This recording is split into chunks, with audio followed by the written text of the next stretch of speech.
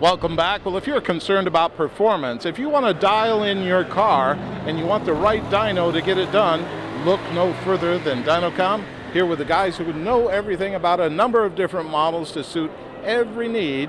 Tell us a little bit about what we have right here in front of us. Well, right here at the show we brought a 5000, DC 5000. It's kind of our entry-level cradle roll style dyno. Right. This has 8.75 inch rolls. We have a 6000 model that's 10.75, and then a 6500 series that is 12.75. And then we have 24-inch roll dynos all the way up to 48-inch roll dynos. So really we're going to be able to accommodate any vehicle that I want to check the performance on. Oh yes, sir. And all of our dynos are available with eddy brake for doing all your steady state tuning and spark testing. So a lot of tests, very safe, and even at the entry-level model, we're still talking a lot of features. Yes, sir. All the dynos use the same software. It's all available to have all the features you want. Just depends on the level of software. And the software is really the key to everything. Not only is it going to give us immediate performance, but it's going to graph it as well. We can take and archive that data and really use it to build our engine. Oh yes, sir. Our software shows averages as well. Me, coming from the tuning side, I like to see that. Sometimes I'll tune for an average more than a peak number, right? And the software shows that. So Rick, companion to this, we actually have the pods over here in front of a beautiful Eleanor-like Mustang. We have one of the pods, a lot of distinct advantages, isn't there? Yes, if you're doing a lot of testing or manufacturing, you can bolt these to the car and have it sit there for weeks. Those are usually the kind of shops that buy these. Guys have bought them, used dyno days. This can't do as many cars as a regular dyno, right? But the advantage is you don't have tire slippage. You don't have to worry about a tire explosion. Right. Takes away some of the concerns with a chassis dyno.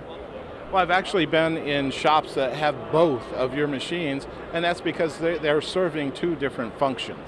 Yeah, exactly. I mean, they can use their chassis dyno for dyno days, a lot of the normal street cars, but if you have a pro mod come in with slicks, it's hard to dyno on a chassis dyno, right? You take the slicks off, bolt this on, and have fun.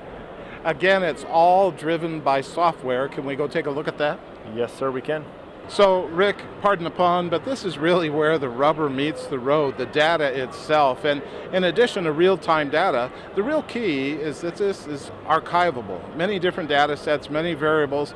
So after the actual dyno, we can go back and look at the sets and see what we need to do. Is that correct? Yes, sir. Our main graph, of course, shows what people are used to seeing. We have a run data bar. You can select each run, look over your data at every point that the dyno has captured it. Your main info underneath for the run information, horsepower, torque, the important stuff that the customer likes to see. That stuff gets printed with the main graph.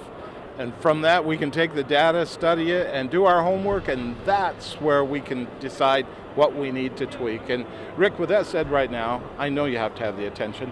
All of our viewers out there, what's the best way for them to learn more about Dynocom? Dynocom.net. And from there, we can learn about all the many different products you have to offer, what's going to fit my application and my need, and reach out and talk to you guys, and you'll get it set up. Yes, sir.